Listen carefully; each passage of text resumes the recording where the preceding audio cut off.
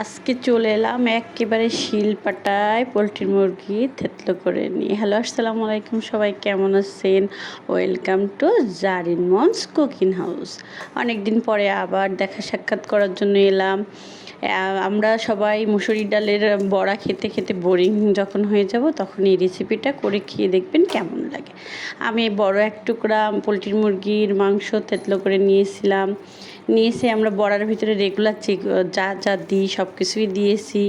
পেঁয়াজ, রসুন, আদা, জিরে বাটা, সাথে আমি একটু ডালচিনি এবং একটা লবঙ্গ দিয়েছি, ইলাচ ফল দিয়েছিলাম বেটে, এবং কাঁচা ঝাল, গুঁড়ো মরিচ সবই দিয়েছি। দিয়ে আমি সেই মাংসের কিমাটার সাথে ডাল দিয়ে সুন্দর করে মাখিয়ে এবার আমি বড়াগুলো আস্তে জালে ভাজবো। ভেজে ভেজে লাল করে ব্রাউন কালার হলে সেটাকে নামিয়ে নেবো। অবশ্য হওয়ার পরে ছবিটা আমার কাছে নাই, ভুলে গেছিলাম। ভিডিওটা ভালো লাগলে চ্যানেলটা সাবস্ক্রাইব করবেন।